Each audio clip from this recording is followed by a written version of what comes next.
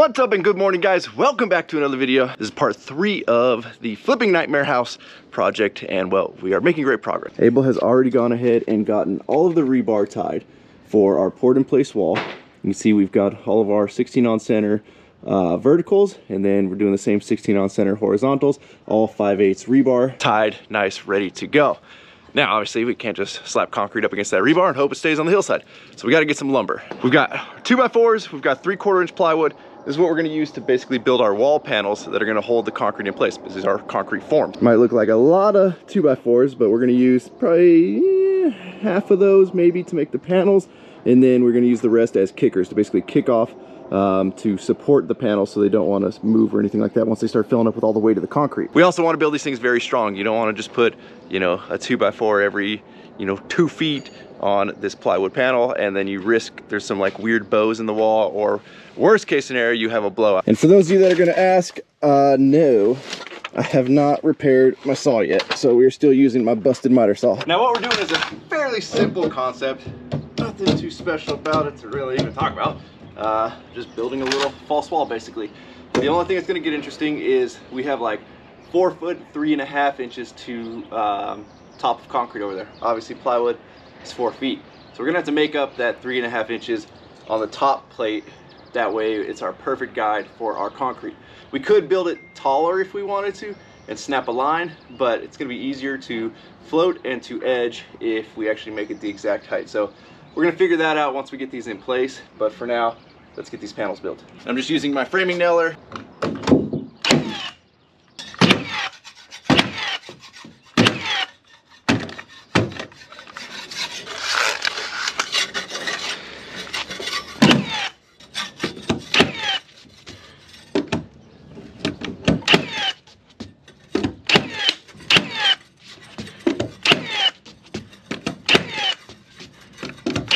I just eyeballed it, nailing that entire face off, and I don't see any shiners. I don't think we missed any of these studs.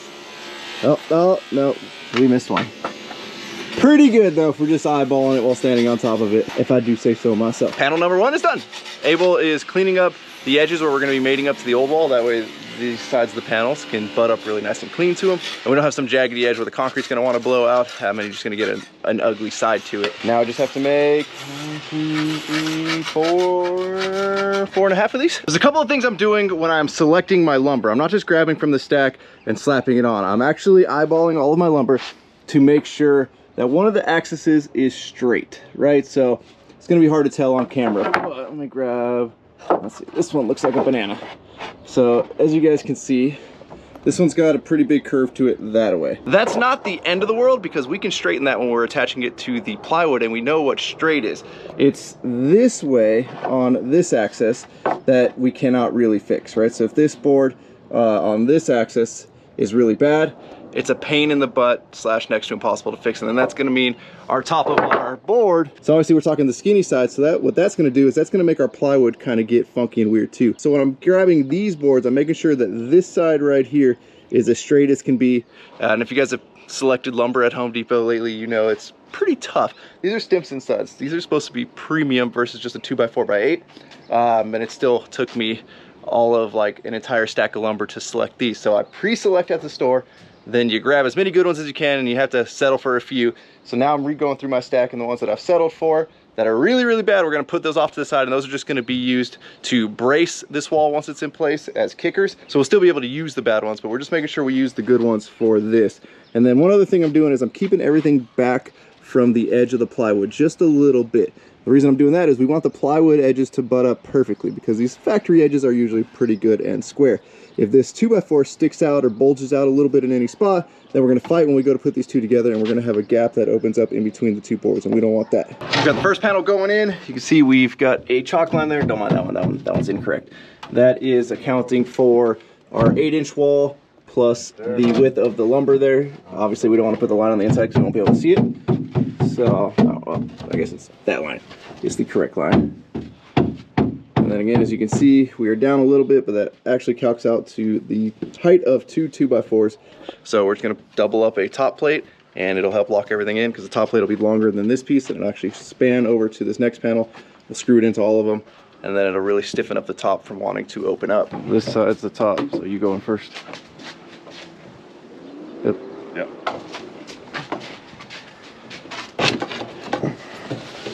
Lo va agarrando así, lo va bajando. No por la mano abajo, para que yo pueda bajarlo. Suelta la mano de ahí.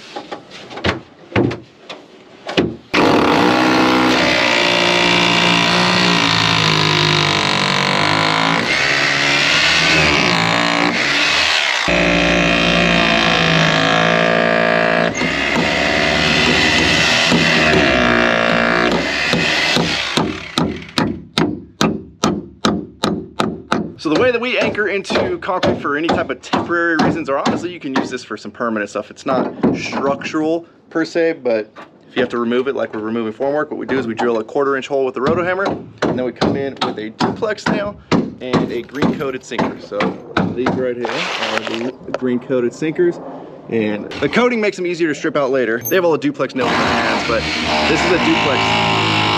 nail. So you can see how it's got a double head. And these are meant to be easily removable for concrete formwork. So again, we use 2 16s. This is an 8, but you take 2 16s and you put them in the hole, and they basically wedge together, and you use wedging, which is like one of the most effective ways of anchoring something, to anchor these two. You leave the duplex sticking up just a little bit, and then you can come in with your hammer later, yank this nail out, the second one comes out nice and easy with it, and then you can strip your forms.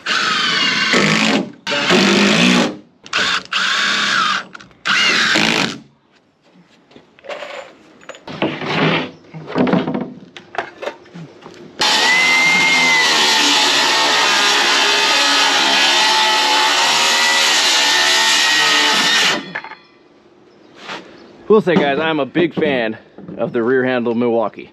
This is second day using it. So far, love it. Okay, we got the last panel getting assembled.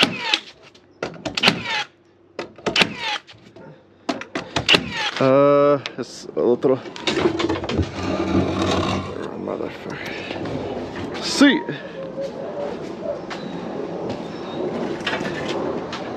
This is the top. Might have to slide straight down, so. Or just get over there, I'll meet you in the corner. Come side, yeah. The eave comes out further. That's okay, just get in.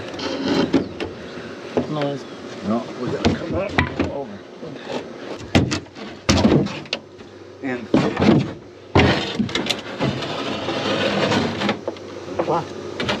Alright, good. Someone's keeping you up here. Where's the... Tell me when the bottom's right on the corner. Well, our calculations ended up being just a hair off on that height. It didn't quite work out. It did in like one little spot, but the concrete we're meeting up to is so inconsistent that we're gonna have to alter the top a little bit. We're just gonna add one more layer of like a 3/4 material. So I'm just gonna get some like 1x3, and that should bring us up to the proper height. So I'm on my way to Home Depot right now. These 1x ought to do the trick, but holy crap, these things are expensive. $8 a piece. The world's gone crazy. And if at any point in this video you guys have seen like snot trailing down one of my nostrils, my allergies are kicking my butt today.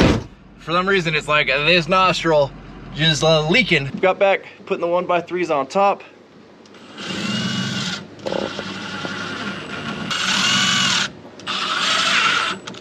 Alrighty, y'all. So the wall, well, the forms are all in place. Tomorrow, the guys are gonna come in and we're gonna put just a bunch of braces and kickers to make sure this thing doesn't move. It's a decent amount of weight of concrete there, so you obviously don't want the wall falling over or like a weird hump getting in the wall. So we will lock it in as tight as we can to the footing down there. We'll probably brace a little bit off some of this part of the wall up here. We've got it tied into the concrete. You can see those boards going across.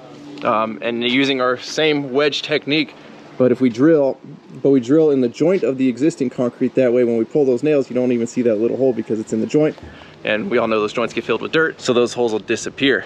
Then they gotta run our drain pipe below where the step is that we took out. So they'll be digging that a little bit deeper, running the drain pipe through there, and we'll get the step formed up tomorrow. Fortunately, I will not be here tomorrow, so they'll be getting it all knocked out, and then we got concrete. Alrighty guys, today is pour day, and well, it's tank top weather at the ranch. And then I just started coming down the grade. We live in like this perfect little, I don't know, valley, I guess is the right word for it. It blocks out most of the marine layer, and it's just like beautiful and sunny. I mean, look outside the windows right now. Beautiful, sunny, tank top weather. And I always tend to forget that doesn't mean it's like that anywhere else.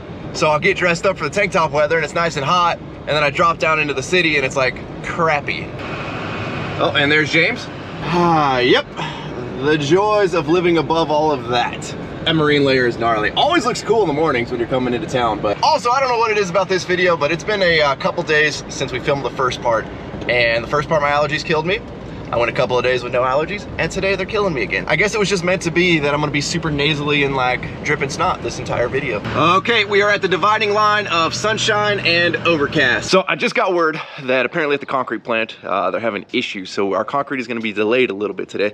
Don't know what that means, but good news is we've got some stuff to do. So when we last left, they were getting all of the bracing finished up. We'll obviously have some lumber on standby if we see something starting to move. We'll make sure we address it before anything happens, but we should be good to go and locked in there. Then let me take you down in the hole. Since water is obviously our main issue and the reason we're doing this until we uncover that this wall is falling over, we wanna make sure that we have plenty of drains. So we've got 1, 2, 3, 4, 5 drains in this little pit right here, as well as we've got a drain right there that's gonna tie into when this whole area gets rain gutters. That way no water's gonna be sitting in here. And then we actually set the drains way below the grade. These cones will get flipped over like so, and then we're gonna have gravel come up below this foundation. That way no water is ever gonna really get up and over. So we'll have the gravel about to there, and then these drains will be below the gravel, and any water will come filter through the gravel, go into the drains, and that should alleviate any water ever trying to get back into the house. For now though, we're gonna keep these this way so we don't break the cones off the top. As for the drains, and the reason we took that step out is so we can tunnel up underneath, run this drain out. We pulled all of those bricks up, and the drain runs out and goes down the side of the house, which is where Abel and Hefe are right now, and they're kind of finalizing where the drain is gonna go. So it ties in right there. So we're gonna take it all the way down the side, get it out to the front yard, and then the front yard is that giant slope. So the water will all just get way off of the property, and they no longer have to hopefully deal with any type of water issue. Having the little delay today waiting for concrete isn't all that bad because we've got a bunch of little stuff we gotta finish up. So Abel got the drains finished up. We still gotta regrade this out, but we're big fans of these little pop-up drain caps. So basically the water comes in, it has enough pressure to push this cap up, and then it lets the water out, and then when there's no water, it goes back down, which closes it off, prevents like rodents and stuff from getting up in there. We're big fans of those versus just like leaving something open. Obviously, if you have a curb that you can core into and terminate through a curb, that's a good way to go as well, but we don't have that in this situation. We've got Hefe over here cleaning off some of the brick, HYPERLITEs, putting them in place, getting this all sealed back up. Then obviously once these are all in, we'll go through and we'll fill in all the joints. But I did just see Tanner pull up A1 concrete pumping. So that means we're not super delayed, so that's good. Yeah, dude, not too bad. Is mud on its way or no? Yeah, it should be here in a minute. All right, and just like that, we've got mud showing up. So we're only about an hour delayed from where we thought, which on a project like this is no big deal, even if it was a few hours later, because there's not a lot of finishing we're doing. All we're gonna be finishing is the top of the wall, and then that step that's down there. So right now we are priming the pump. Tanner puts water in his hopper and then pushes that through as the concrete's coming into the hopper. So basically the concrete pushes the water through and it lubes up the hose. So typically when we're grouting walls, you want to wet the mud up a lot, right? Because obviously you got to get it through all the block cells around the rebar, get it all the way to the bottom. This being a wide open cavity, we don't have to go too crazy with the water, but obviously we do have it wet up just a little bit. Now when you do flat work, you don't want it super wet, because if it's soupy and soggy, it makes it really hard to rot out, and then you're waiting forever to be able to finish it, and it just becomes a mess. Hey, my God.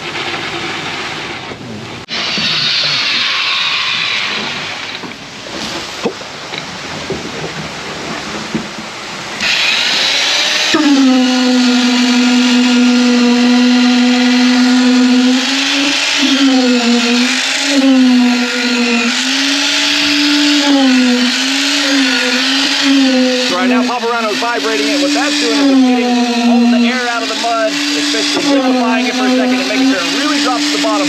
Obviously, when we go to strip these forms, if you don't vibrate it well and you don't have good coverage, you're going to have like weird air pockets in there, and you're going to see holes in the wall when we go to pull the forms off. We don't want that.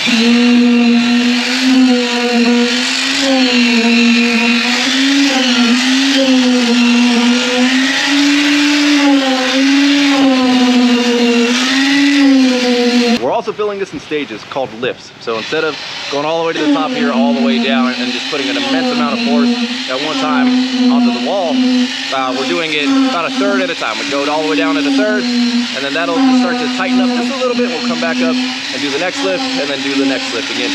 Kind of just help ease strain on the form, so we're not just fully putting all the weight of the concrete on them all at once. We'll let the concrete settle to the bottom, some of the weight just sitting on the footing versus pushing sideways.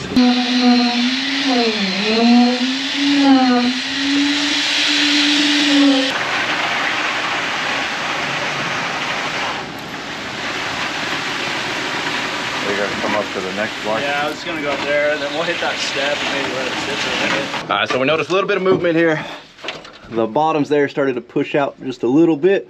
So we're wedging them back into place, screwing them. There's always a chance of this happening when you're doing stuff like this. So we kept 2x4s as well as a saw and everything plugged in and ready to go just in case we saw something start to move.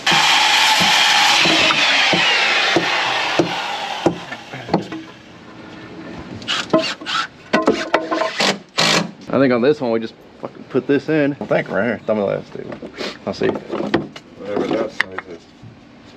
¿Quieres poner el tornillo primero? ¿Dónde quieres el tornillo? Maybe en esta.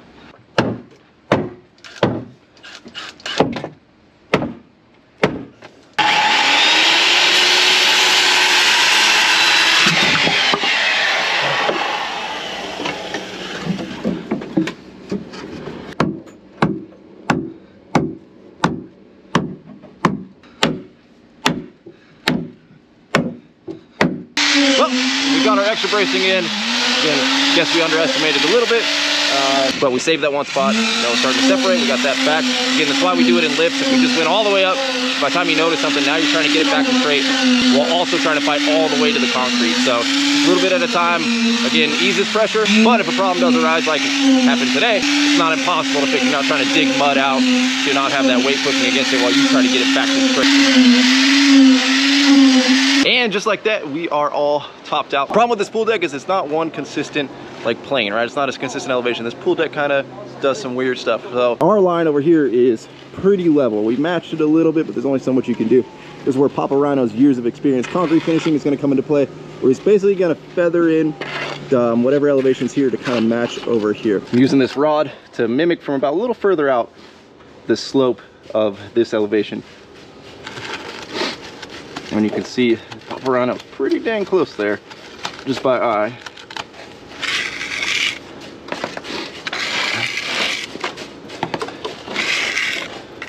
Need some escrow.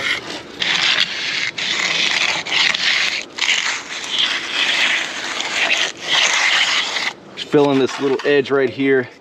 Concrete shrinks a little bit, so we're kind of bringing that edge back up to the proper elevation, and then floating it in.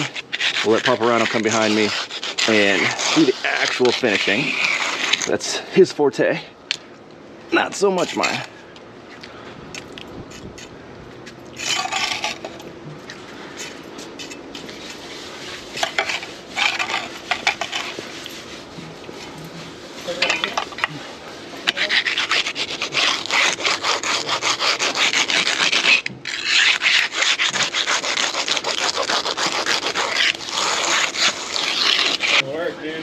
Good save. Put it on the card again or what? You still have it, yeah? Yeah. Yeah. Cool. Cool. A couple beers on there for you. Yeah. You know? All right, guys. Thank you, brother. Have a good weekend. Yeah. Take it easy. You too. It was a good save, dude. Looks good. Appreciate you, bro. Fuck yeah. Later, dude. Where you going, the river? I got another job. Later. I'm just gonna work my way down this line until Papa Rhino comes and catches up. He's down doing the step down below down there. I'll show you that in a second.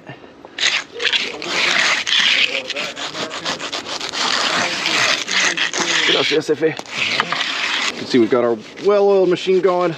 I'm floating, Abel's coming back and cleaning, and then we got Papa Rhino troweling it down there. So Papa Rhino already killed this bottom step, pulled all the forms off. And when you do steps, you can't just leave the forms in and do the tops. You have to pull the face off, that way you can finish the face, and well, in this case, these sides as well. And then he just gave it a nice quick broom finish to match what's there. I mean, can't really match what's here because these are all very, very rough, but we do our best.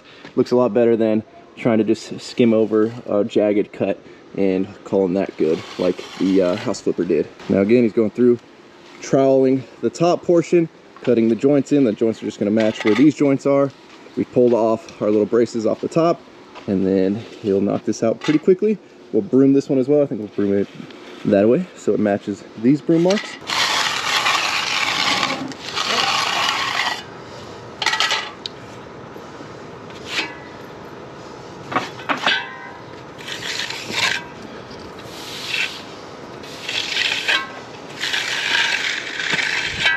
This is what the broom finish looks like. We use a horsehair broom. They come in many different shapes and sizes, but you'll be able to probably see it in the old concrete there, and then you can see it in the new concrete here. The reason we do that is concrete is slippery if you just hard trowel it, basically like how it is back there where it's shiny. That'll be slippery, especially around a pool deck. Anything exterior needs some type of finish on it to keep it from being slippery. So the most typical and the most affordable is broom finish. Then there's sand finish, which is what you see me like to do on my house, and we always preach that to customers when we're doing flat work in their backyard. If they want it decorative, do sand finish. There's also stamped concrete. I'm not a fan of stamped concrete because you need to finish it for life. You have to seal it, and then you got to seal it at least every year, sometimes every 6 months. God forbid water comes up from underneath. You don't use a quality sealer, now it gets all milky, and you can see white residue underneath it. It is, I don't ever preach to anybody to get stamped concrete. Some people are dead set on it. Some concrete guys sell the crap out of it. I'm not a fan of it. It's just way too much maintenance and upkeep. Typically what you're gonna see is you're gonna see broom finish.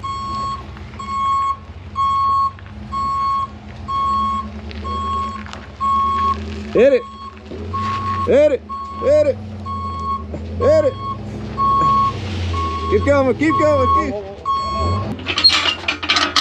You're good to dump.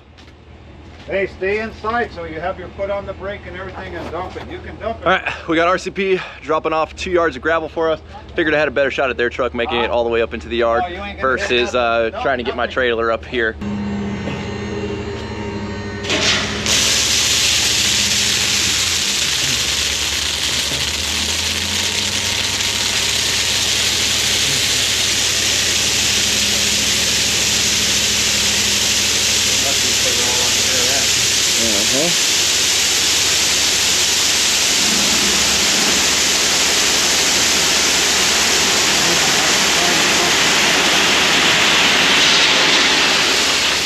Get it. All right, go down. Are we all in?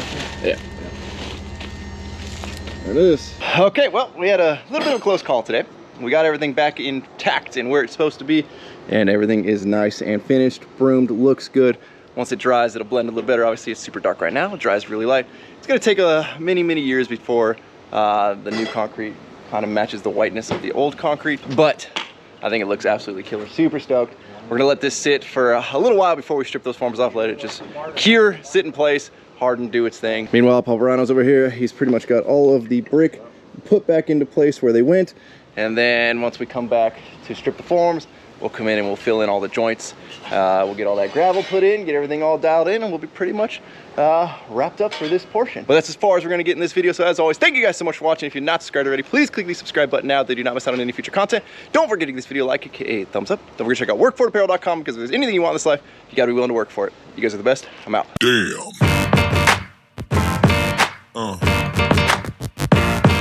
Yeah.